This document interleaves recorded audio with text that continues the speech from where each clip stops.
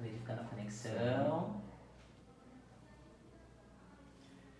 Olá pessoal, boa noite. Estamos aqui ao vivo com o Roberto de Alencar para falar um pouquinho sobre um novo trabalho de estreia do Laboratório Siameses, com a direção da companhia dirigida pelo Maurício. Mas esse trabalho, que é essa estreia, que a gente vai conversar hoje, a direção artística é do Roberto. Então você vai contar pra gente, Roberto, muitas curiosidades desse novo trabalho. Vou só aqui dizer que essa live está fazendo parte, né, de uma série de conversas que chama Convergências. Então esses encontros é o Convergências e faz parte do 29º Fomento à Dança, né, o edital aqui do município de São Paulo, né, de fomento à dança aqui da cidade. Então vamos começar aqui esse nosso bate-papo para saber sobre esse novo trabalho de criação, que quem estiver em São Paulo vai ter a oportunidade de ver ao vivo, presencial, tá bom? Então vamos lá. E aí, Roberto, me conta primeiro, aqui para quem está assistindo, quem é você? Conta um pouquinho sobre o seu trabalho, sobre a sua trajetória, para quem não te conhece, tanto do portal quanto do Laboratório Siameses, para te conhecer um pouquinho. Tá bom. Boa noite, em primeiro lugar, né, todas e todos. E muito bom estar aqui com a Thalita, uma pessoa que eu adoro. Muito gostoso. Ó, até derrubou, assim, eu elogiei. Emocionada.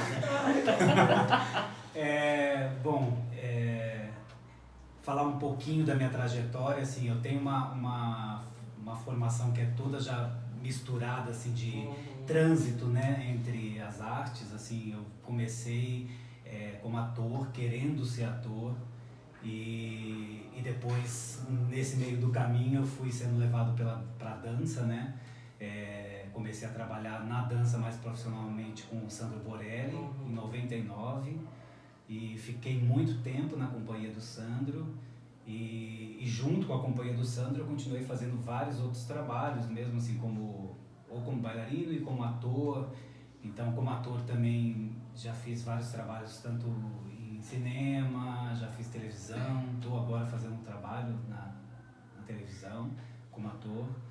E direção, a partir de 2010 que eu fiz o meu primeiro trabalho, que foi Um Pouco Sentado, que é um espetáculo que eu dirigi para o Festival da Cultura Inglesa, junto com a Renata Aspesi, que a gente fundou essa companhia ali naquele momento. E a partir de lá eu dirigi 4 trabalhos. E em todos esses trabalhos que eu dirigi, eu sempre estive em cena também como bailarino. Então essa é a primeira vez que eu estou como diretor, estando de fora, assim, sem estar em cena. Isso tem sido também muito... Tenho aprendido muito com isso também, porque isso era uma coisa que me causava muita ansiedade, o fato de estar em cena e ter que ter esse olhar de fora. Então, nesses outros trabalhos, eu sempre contei com pessoas também. No primeiro trabalho com a Lúcia Romano, que dirigiu junto comigo, Um Pouco Sentado. Aí depois o Alfaiataria de Gestos, que foi o segundo espetáculo que eu dirigi. Aí esse eu fiz sozinho e foi meio desesperador, assim. Eu acho que foi esse que eu assisti. Que foi na plataforma internacional. Sim, exatamente. Esse foi totalmente sozinho e isso me deu muito desespero, assim. E aí depois eu fiz o Zoopraxiscópio, que a Angela Nolfi dirigiu junto comigo. E aí depois eu fiz um outro trabalho nessa época de pandemia, chamado Aglomerado, que era uma coisa mais online, e aí só eu fazendo tudo, né, porque era o que todo mundo estava fazendo naquele momento, né, não tinha como a gente interagir.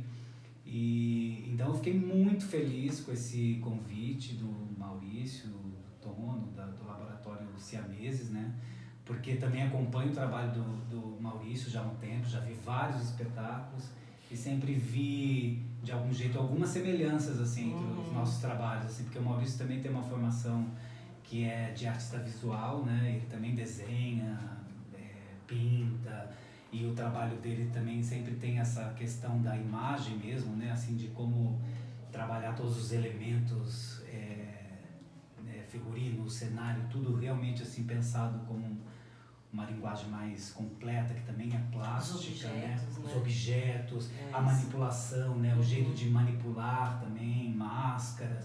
Então eu vi que tinha muitas semelhanças mesmo. Então eu fiquei, falei, puta, que legal que eu também posso interagir agora e ter 3 bailarinos como esses, né? Maurício de Oliveira, Marina Salgado e Ali Rodrigues, 3 bailarinos incríveis. Só gente ruim, né? Só gente ruim. Não, super, você joga uma coisinha, já vem muita coisa. Exatamente. E como eles têm esse treino também de trabalhar com manipulação, com máscaras, então eu pude usar muita coisa nesse trabalho, assim, investigar coisas que já era do meu interesse, assim, e então é uma oportunidade, assim, bem bacana, assim.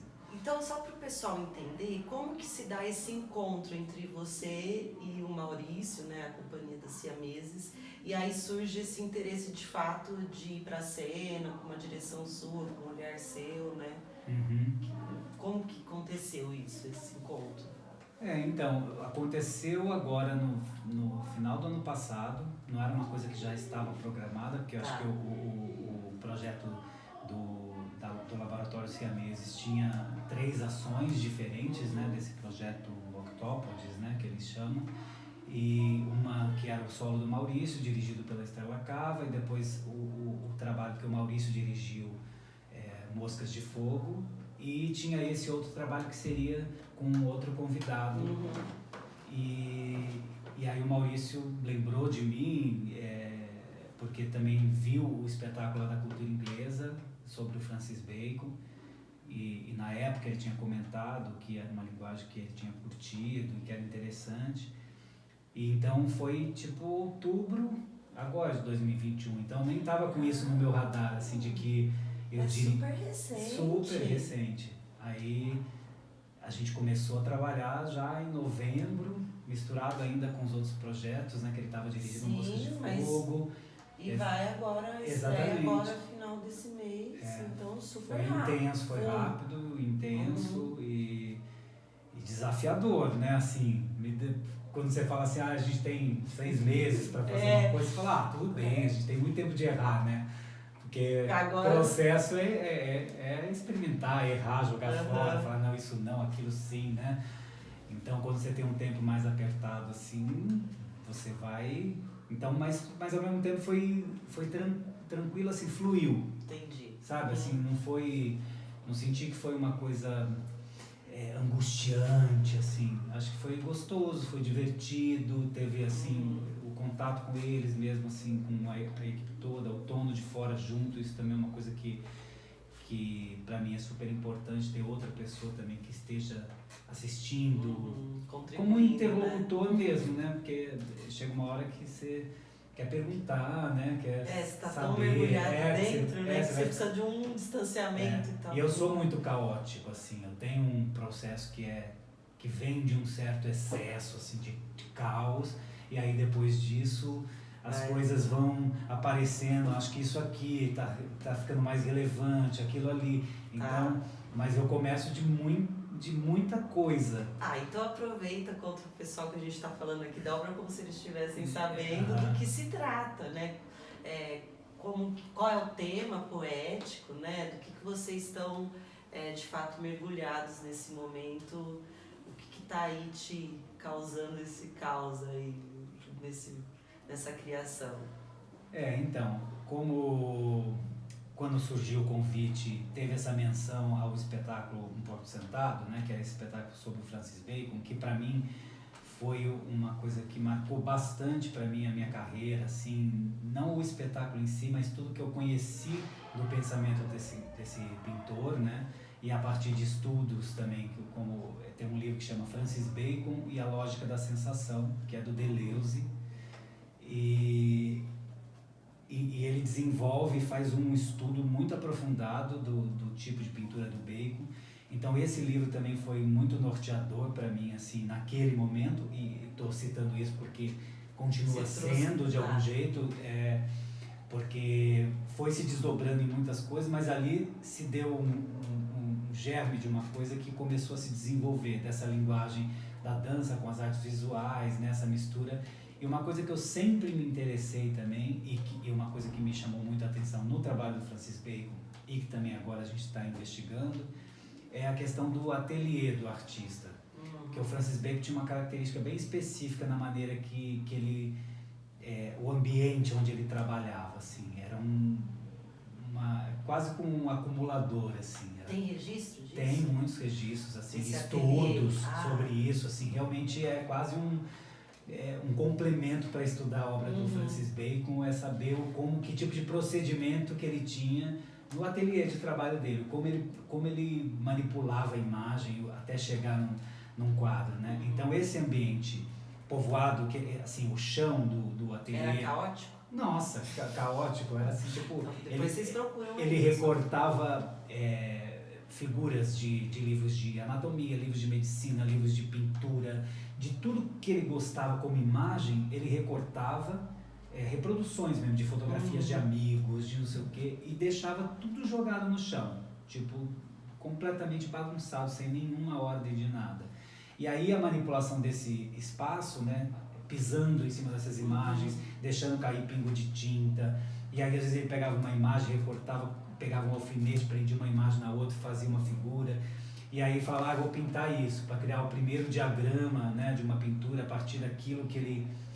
E inclusive tem um livro que chama Incunábula, que Incunábula é o nome da minha companhia, que na época eu dei por causa desse livro, que é um livro que um crítico inglês fez só recolhendo esse material que foi encontrado dentro do estúdio do Francis Bacon. Então não tem pintura dele. Não tem a obra um finalizada. Livro, é um livro inteiro só com esses recortes de ideias que ele usava para produzir o que ele produzia. Então esse lugar que é o incunábulo, que é a palavra significa incuna, que é no berço, que vem do latim e significa assim, princípio. Então ela é usada também para dizer assim dos processos artísticos, né? O que é uma incunábula de um artista? É aquele primeiro insight, assim, digamos... Esse caldeirão onde está tudo misturado ali, onde Tá. você pode tirar e fazer novas coisas, pega uma peça que você já usou em outro espetáculo e aí reconfigura ela para uma outra coisa, e aquilo sempre está criando novos sentidos. Então isso é uma coisa que marcou muito a minha trajetória, essa coisa do ateliê, e aí a continuidade disso nos trabalhos que vieram a seguir. Tem um outro artista que eu também menciono aqui como uma referência, que é o William Kentridge, que é um pintor, não só pintor, ele é multiartista, desenhista, performer, faz filme. Qual a nacionalidade? Ele é sul-africano. Sul-africano, tá. E ele é, assim, pra mim é o artista que eu mais admiro, assim, hoje em dia, assim, ele fez uma exposição enorme aqui na Pinacoteca, que eu vi, fiquei embasbacado, porque ele também brinca com, tem uma liberdade, assim, sabe, de associação entre as coisas, de misturas, de criar novos... Então esse ambiente do ateliê, tanto do Kentridge como do Bacon, e eles falam muito sobre isso, o Kentridge inclusive tem uma palestra inteira falando sobre a vida no ateliê, né, assim... Esse tempo de exatamente, de como que como que ele produz. Então acho que esse é o ambiente principal que eu quis trazer para cá, essa coisa do ambiente da criação. E a sala de aula virou um ateliê? Exatamente, porque aí eu desenho em casa, aí trago, aí desenho no meu caderno, mostro para eles o desenho, aí faz. Então tem toda uma... E aí esse trabalho do Kentridge ficou muito forte também, né, essa questão. E quando eu cheguei e comecei a conversar com eles tal, sobre o que poderia ser, o Tono também me mostrou um livro que chama Morte nos Olhos, que é um livro que fala... entre outras coisas, assim, uma coisa que eu destaco dali é sobre o mito da Medusa, que tem a ver com essa coisa da monstruosidade, e que também tem a ver com a obra do Francis Bacon, né, assim, desse lugar do terrível, mas aquele terrível que te instiga também, né, que você quer olhar esse tipo de imagem que é tão forte, né, que você fala, você quer um quadro do Francis Bacon na sua sala? Porque vale milhões, mas ao mesmo tempo ele é angustiante, ele pesado, né? Ele traz um certo terror, né? Esse universo do terror também é um universo muito presente para mim, assim, desde criança, do meu imaginário, né? Meus desenhos, né? Tudo que eu também tenho um pé nesse lugar. Então essa coisa da Medusa como figura, como personagem, assim, ela aparece bastante na nossa criação também. E aí a ideia de usar desenho e movimento e corpo, manipulação do corpo que produz uma tridimensionalidade no desenho e movimento do desenho, e o oposto também, né, do desenho sendo um dispositivo para o corpo produzir novos movimentos. Então, os temas assim todos que estão confluindo para a coisa, esse nome, o olho da agulha. Isso que eu ia falar, como é que veio? Eu já falo, você pegou, já... Não, mas assim, não, vou ter que perguntar, mas é pesado no sentido, porque quando a gente fala do bacon, fala desse lugar, é denso, né? Que eu digo assim, como que isso se materializou no corpo mesmo, na corporeidade desses intérpretes em cena? Eu acho que tem, sim, uma densidade, mas eu tento não levar para isso num aspecto dramático, assim, para que fique dramático, sofrido. Isso é um lugar que eu não gostaria de entrar tanto, assim, entra no terrível e às vezes até talvez numa coisa que seja mais pro trágico do que pro dramático, mas assim, agora que a gente está entendendo ele mais como um todo, sabe? Assim, para eu saber exatamente, eu estou tão misturado que é difícil para mim. E como o meu universo já é povoado de um tanto de coisa que já está e que é de algum jeito normal, para mim eu não sei nem dizer se ele tem esse lugar pesado. Sim. Mas eu acho que tem um lugar que tem esse universo do terror presente, mas só que também um lugar meio pop junto. Também meio história em quadrinho, assim, em alguns aspectos tem também eu uso um texto, na encenação tem alguns textos, mas tem um texto específico. Mas o que? Voz? Voz off falando também em cena. Também, tá. Já estamos dando spoiler aqui, né? Enfim, essas coisas estão todas misturadas, assim, acho que é um pouco um reflexo de como eu trabalho, assim, eu não consigo nem dividir tanto. Eu sinto que hoje em dia eu misturo muito mais dança e artes visuais, mas como eu tenho essa trajetória dentro do teatro também, isso também se mistura. Aparece. Exatamente, e eles também, o Maurício, o Dani, tudo, eles têm uma facilidade também para trabalhar com texto, assim, de falar, o Maurício canta também. Então, acho que teve essa liberdade de usar como ateliê mesmo. Temos todos esses recursos e como que a gente faz uma costura dramatúrgica, né, a partir de um tema e onde tudo isso, né, possa confluir para uma linguagem só, né? Deixa eu só perguntar, tá tudo ok aí, Fer? Tudo tranquilo. Então tá, só tem uma pergunta que não é nem do espetáculo em específico, é uma dúvida sobre o que dá mais prazer em fazer, dança para tela, teatro ou interativo. Acredito que tela seria filmada, dança para vídeo, né? O que dá mais prazer em fazer? É uma pergunta da Denise Mata. Denise, querida Denise.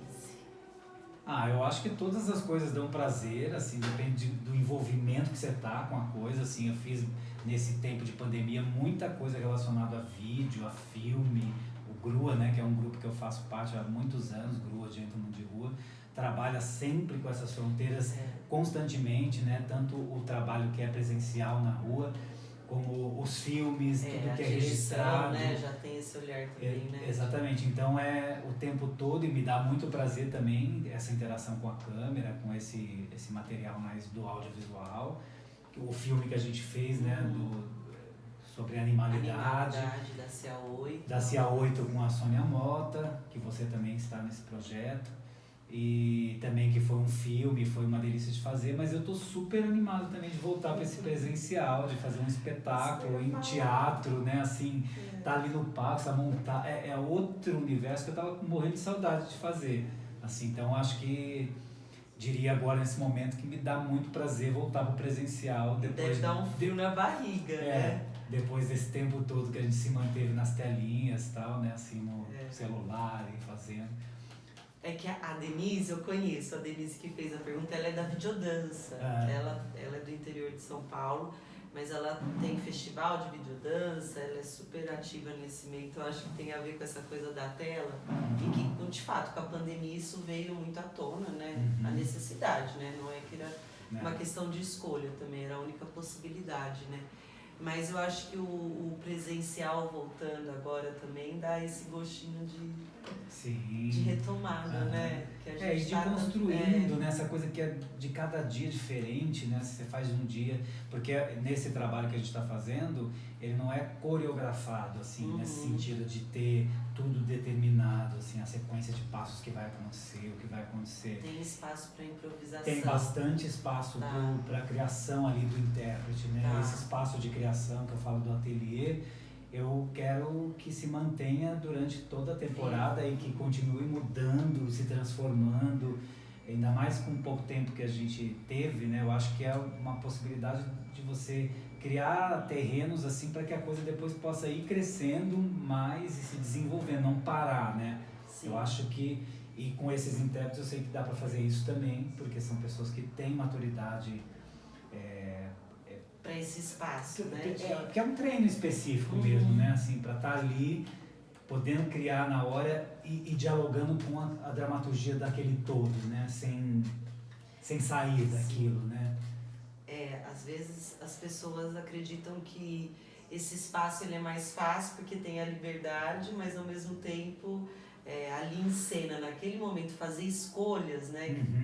Eu acho que tem que estar muito afinado, né? Super. Para que... Um entendimento daquilo, né? Do que é. Algumas coisas, por exemplo, que eu tirei ali do livro do Deleuze, né? Que ele fala sobre Francis Bacon. Um dos capítulos ele chama de forças invisíveis, né? De como pintar as forças, no caso dele, né? De que ele era um pintor que buscava, através da deformação, né? Que aquela deformação que ele provocava na tela tinha a ver com uma força que ele queria tornar visível, que estava invisível. Por exemplo, se você vê uma mancha, ele trabalhava muito com deformação a partir de manchas, né? Aqueles rostos deformados, que ele usava bucha, pano, pincel, para que aquela deformação acontecesse, e aquilo era uma marca do trabalho dele, mas não é uma deformação pela deformação. É no sentido assim, quando você faz uma mancha que vem de cá para lá, você entende perfeitamente da onde está vindo o vetor daquela força e como ela está atingindo aquele corpo, né? Então ele fala de vários tipos de força, como dissipação, acoplamento é uma força, como é que fala? Diluição. Nossa, lembra a Laban, né? Que vai falando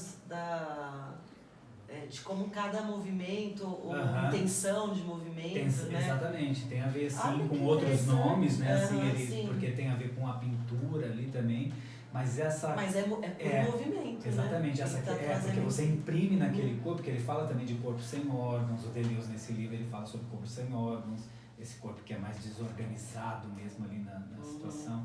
Fala de devir animal, fala de sensações, né? Essa lógica da sensação, que é o nome do livro, era uma coisa que também eu falei. Eu acho que quando a gente começou, eu falei, acho que isso é um objetivo da nossa dramaturgia, assim, é perseguir esse lugar da sensação, mais do que do sentimento, ou mais do que algo que... Nesse trabalho até tem alguma narrativa também, assim, no certo sentido, porque tem textos, então o texto te ajuda a criar algumas narrativas. Nesse outro trabalho que eu fiz, Um Porco Sentado, era muito mais em cima... ficar quebrando toda hora a narrativa, assim. Quando a coisa começa, você achar que está entendendo a coisa... Aí você tirava essa cama. Exatamente, para criar esse... Porque é nesse lugar da sensação que essa comunicação que o Francis Bacon dizia que era atingir o espectador no sistema nervoso, que não era nem no inteligível, né? Num lugar que tem a ver com a nossa capacidade de entender uma coisa e pensar sobre ela, tal, dar nomes, e nem com a coisa mais de uma pintura que é mais figurativa e que você consegue colocar suas questões naquilo e conseguir colocar os seus sentimentos, as suas emoções, porque você consegue entender de algum jeito onde aquela figura está inserida, o porquê, da onde vem. Ele buscava um misto entre a figura, o que é figurativo, assim, né? A figura da humana, forma, a forma humana é muito reconhecível ali, você sabe que é o que ele está tratando, mas ao mesmo tempo a abstração que ele provocava naquela figura é o que desfigurava e causa essa sensação. Você acha que você consegue entender porque você vê que é um ser humano, mas aí você começa em que ambiente ele está, ou como porque o que ele está sozinho, ele está essa confusão, esse lugar é como se você produzisse em você sensações que são inomináveis. Você não precisa dar um nome para ela, você só sente ela no seu sistema nervoso, assim. Você é atingido por uma coisa sem ter que... A dança já é um lugar que trabalha muito com isso, né? Não trabalha com essa narrativa tão, né, que o teatro trabalha, né? Já tem um lugar que é da sensorialidade. Sim. Mas eu acho que nesse caso do Francis Bacon tem uma especificidade, né? Assim, que é da obra dele, né? Então o que eu pedia para eles, assim, nesse momento você está improvisando aí, mas o que você está querendo tornar visível a partir disso, assim? Qual é a relação com o espaço, ou com o que você... da onde está vindo o vetor que está modificando ou deformando o seu corpo, não ser só o corpo se movendo. Aleatório. No espaço, assim, né? Estou movendo porque esse movimento é interessante. Então essa é a busca, não sei se é a coisa que vai chegar, ou se vai chegar daqui a um tempinho, mas é onde está exatamente, o foco. O seu interesse. Exatamente, o que até falava esse nome do olho da agulha. Então a gente falou e não falou por quê, né? Não falou do olho da agulha. Vamos voltar. Porque quando eles me convidaram também, já tinha um nome dessa criação, que era Nas Bordas daquilo que se fura. Tinha esse nome, assim, provisório, e eles tinham me dito que podia mudar, colocar o nome que eu achasse que tinha a ver. E numa dessas palestras do William Kentridge, que ele fez em Harvard, que são 6 palestras de 1 hora que ele desenvolveu, e cada uma com um tema, assim, então dá para ter um apanhado do trabalho dele, assim, de como ele pensa. E numa dessas coisas ele cita uma coisa e ele fala esse termo, o olho da agulha, e aquilo ficou muito forte para mim, principalmente porque, assim, tem a ideia essa coisa que ele fala das bordas daquilo que se fura, né, da polha de sabão, essa coisa do olho e a agulha, né, até a sonoridade de falar olho, agulha, olho e ulha, e a coisa do olho ser esse globo tão sensível, né, que qualquer coisa que encosta, né, tem até aquela cena super clássica do cinema do Buñuel, que tem uma navalha cortando o globo ocular, e que causa uma sensação absurda, né, quando você olha, porque é um lugar de muita fragilidade, né, e uma agulha que é o oposto disso, né, então se você coloca o olho e a agulha junto, eles quase que causam um perigo ali, uma sensação, uma coisa perto da outra, mas ao mesmo tempo o olho da agulha é o buraco da agulha. Sim. Né? E esse buraco da agulha, que é uma coisa super precisa, né? Que você tem que ter muita atenção para conseguir passar aquilo naquilo, né? Assim, nossa, essa coisa que tem dessa... esse momento de tensão que precisa ser muito preciso, né? E até tem um ditado, aquela coisa que é da Bíblia, tal, né? Cristão, que fala que é mais fácil um camelo passar num buraco de uma agulha do que um rico entrar no reino dos céus, né? Tem esse ditado. E que fica assim, nossa, mas como assim um camelo num buraco de uma agulha? Fui até olhar isso na internet, eu pensei, o que será isso?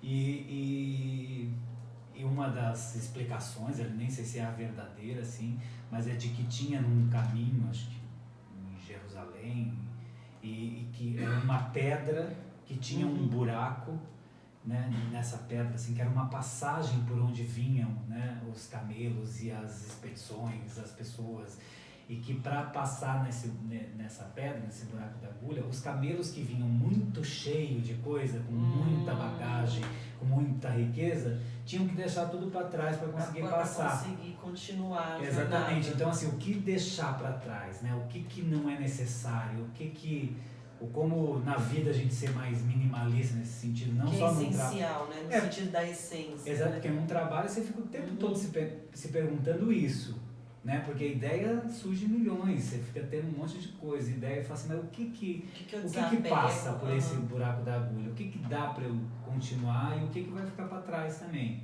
Então esse lugar de precisão, né? De entender o que você precisa levar para aquilo. E aí também outro tema que tem a ver com esse olho da agulha, que foi descoberto também pela Marina, que viu um filme de um toureiro, né, que era a história de um toureiro e tal.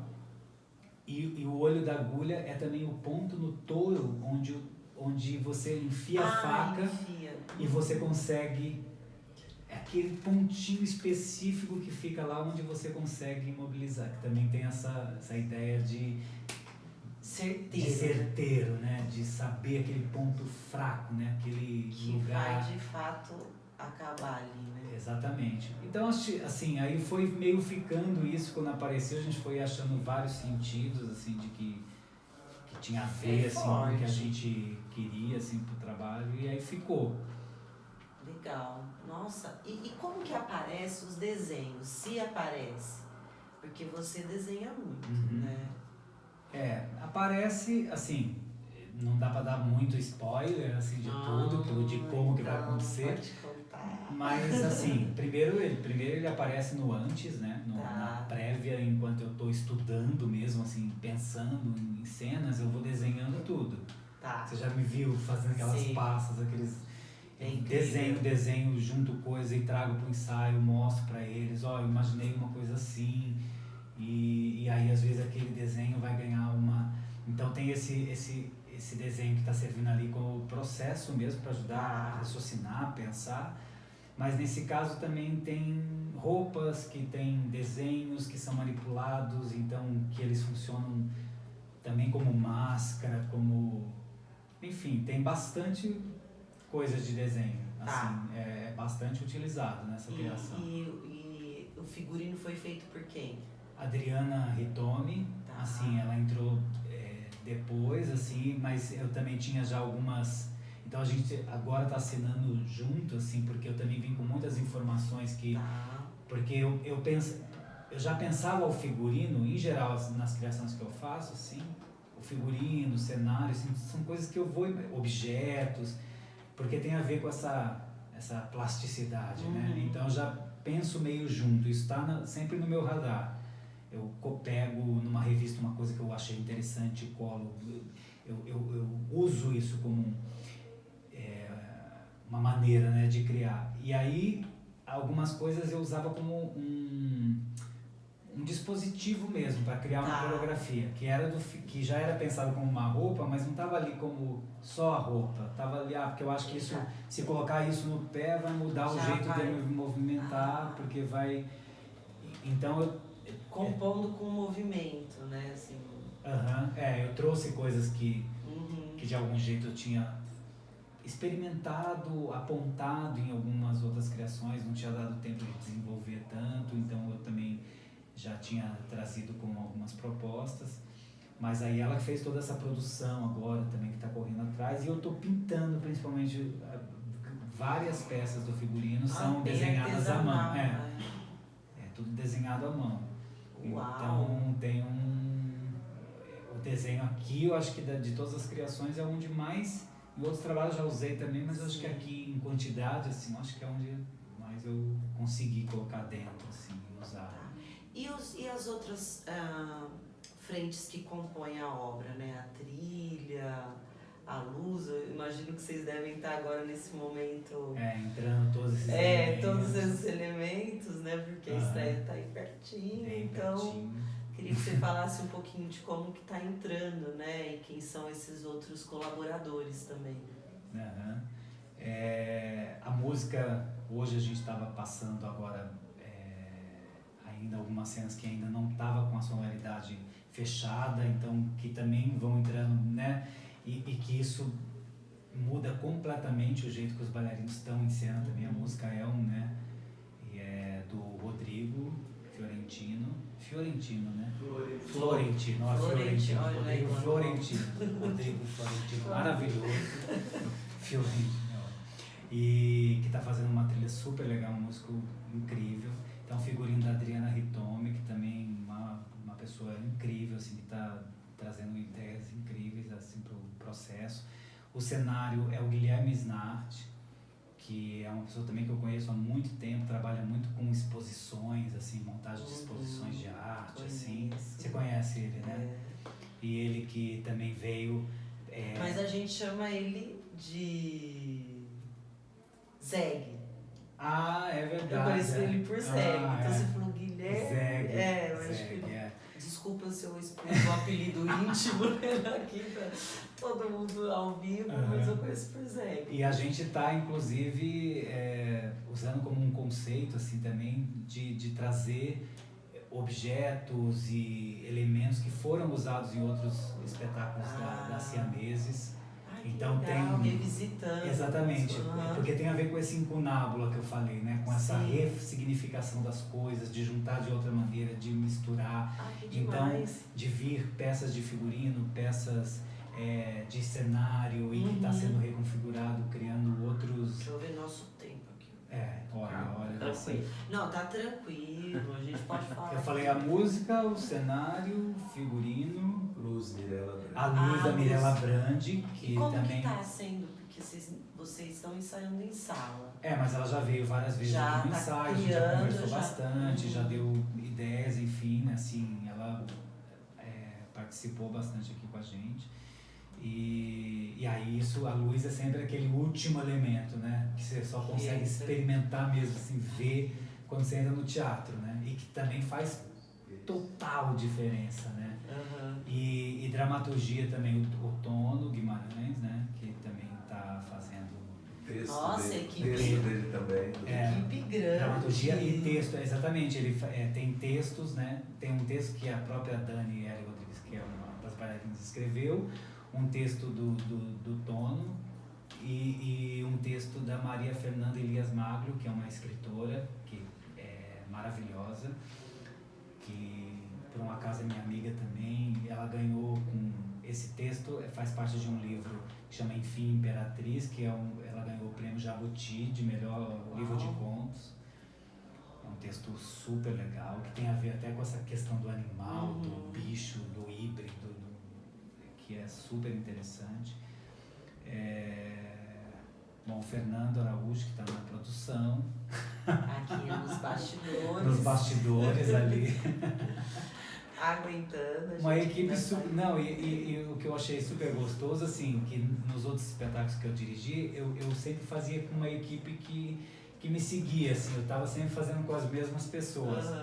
E aqui foi gostoso porque outras pessoas entraram, assim, que eu nunca tinha trabalhado, e que é ótimo isso também, né? Porque leva para outros... São outros encontros, são outras ideias, outras coisas que aparecem, né? E também me faz ver outros pontos. Tira da zona de conforto, né? Porque quando você tem uma relação já mais íntima, que um já conhece o outro, aí você já vai num lugar mais conhecido, né? E aí às vezes essa equipe fica tentando entender, né, o que é, e aí as perguntas que surgem também te faz pensar mais, né, sobre o assunto, né, mais aprofundado, assim, né, no assunto.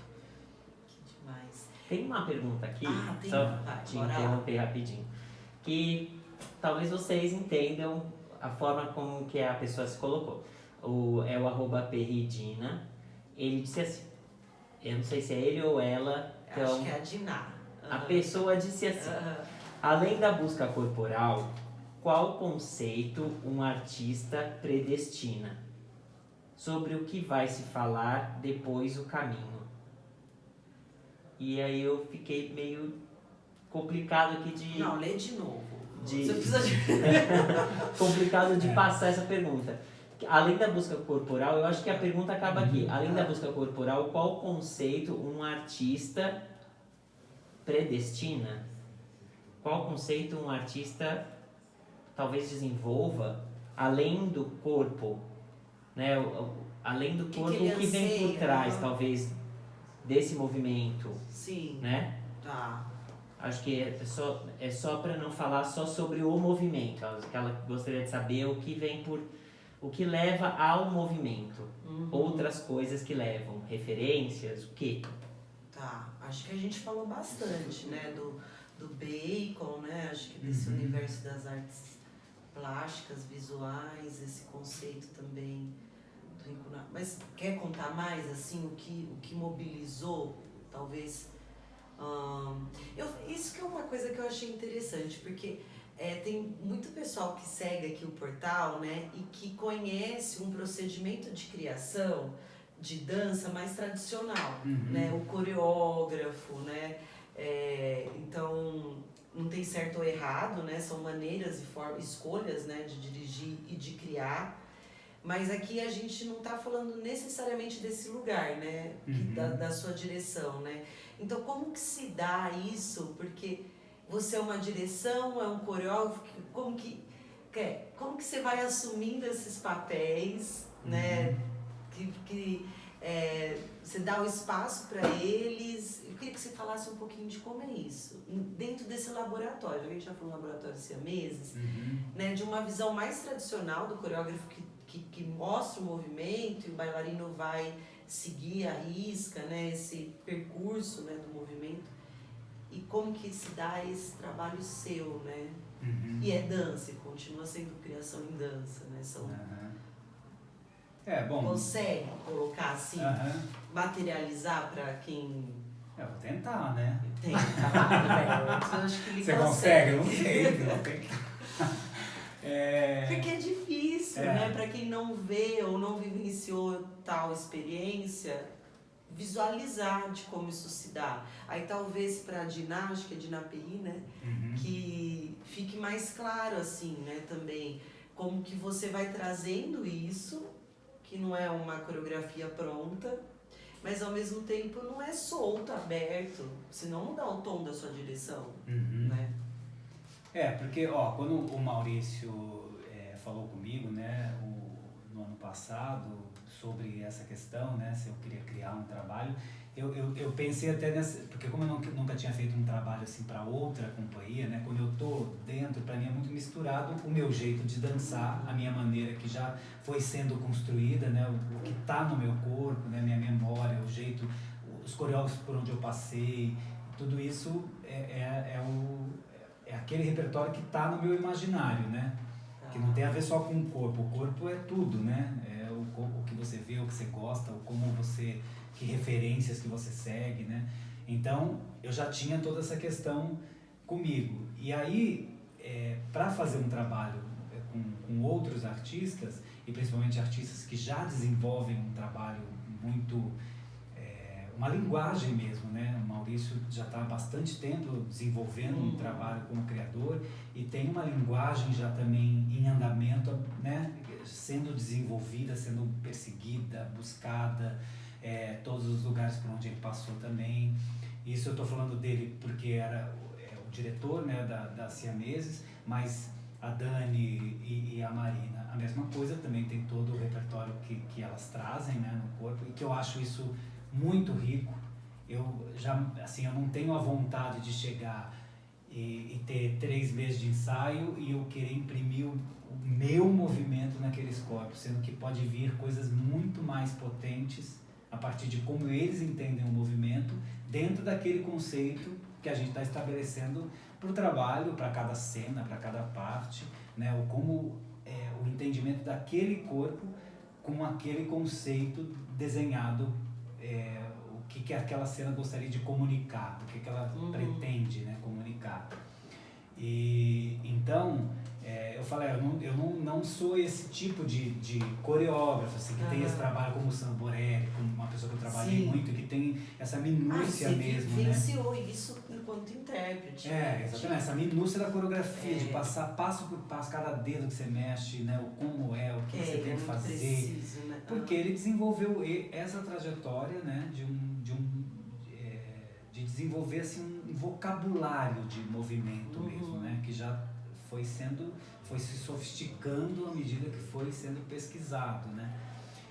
E eu sinto que a minha investigação é em outro lugar. Eu gosto muito de improvisação. Eu trabalho essencialmente ultimamente muito, em todos os meus trabalhos também, sempre teve a improvisação. Nunca gostei de coreografar assim, uma cena para seguir.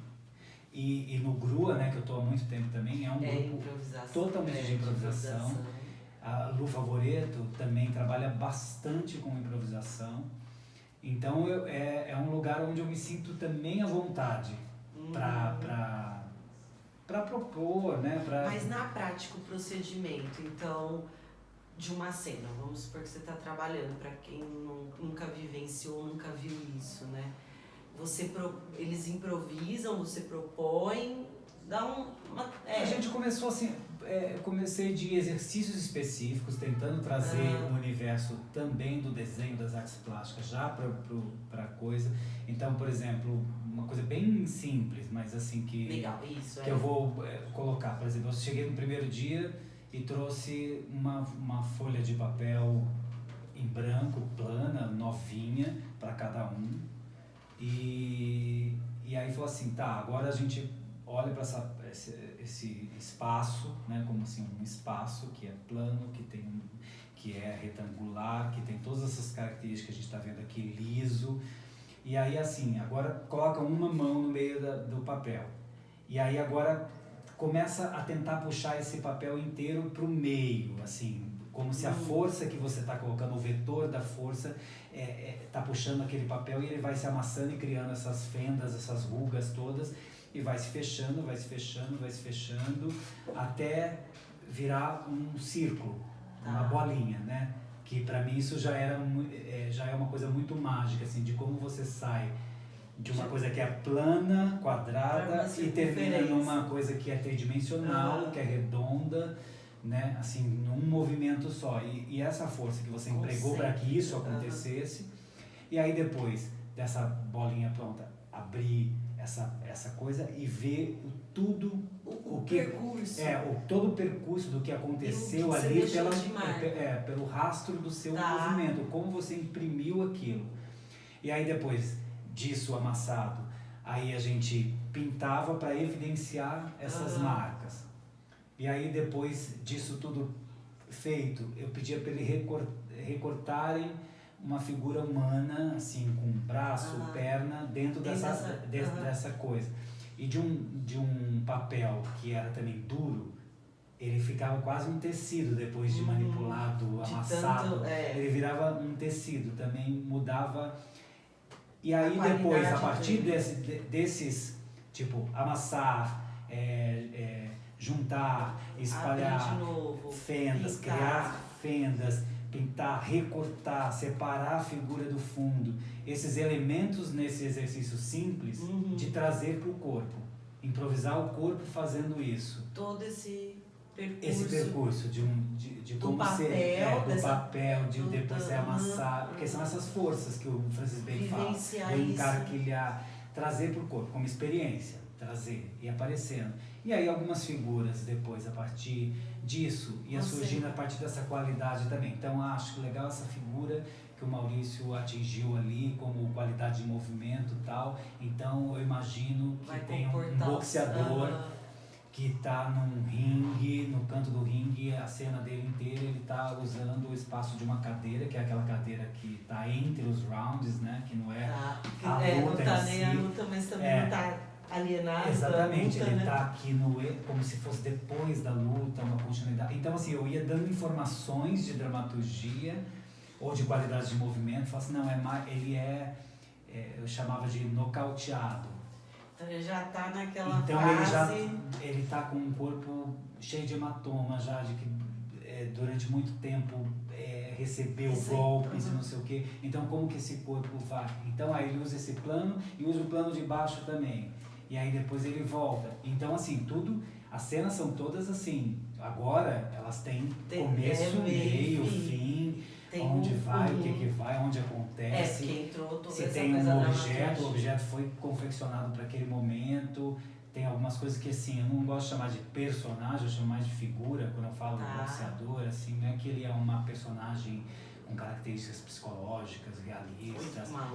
Não, até tem a luva, mas não tem o movimento do boxe em si. Por exemplo, às vezes assim... Mas você vê simbolicamente que né? Você consegue exatamente. figurar. Tem a questão da luta, tem a questão do ringue, tem todas essas metáforas que estão relacionadas a essa personagem estão ali, mas não tem a pessoa lutando a coisa em si. Ou se tem, tá totalmente deformada numa outra situação. Mas eu achei muito interessante, eu não sei pra vocês aqui, meninos, que essa coisa do procedimento que você usou, você trouxe mas acho que pra Diná materializa, de como que você vai pensando, né? O espetáculo, a coreografia, a criação, a cena, né? Também de entender que pode partir de outros lugares, não só do corpo, né? Então você partiu de um papel para chegar no corpo, né? Para chegar nessa qualidade que você desejava. Então acho isso muito interessante, assim, acho que a gente poderia fazer uma live só falando de procedimentos, né? Assim como tem lá o livro que é só o ateliê, né? Não é a obra em si, né?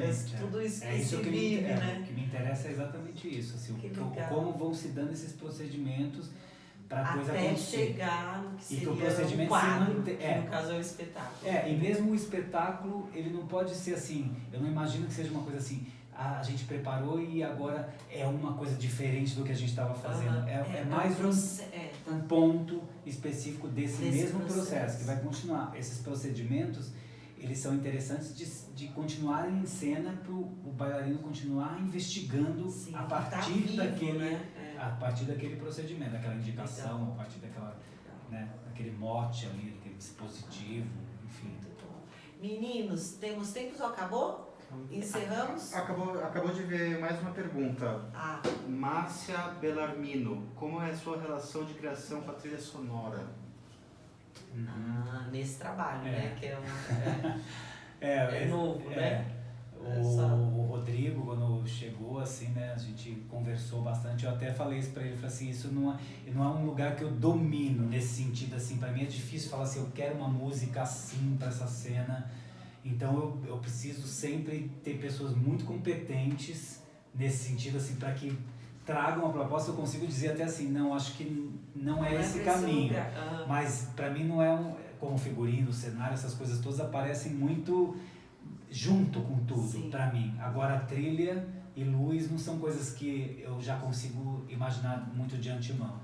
Então ele foi me mandando faixas, ele mandava coisas para mim, a gente ia testando aqui no ensaio, via o que funcionava mais para uma cena, para outra cena, ou não funciona agora para isso, a gente tem que ainda construir outras coisas.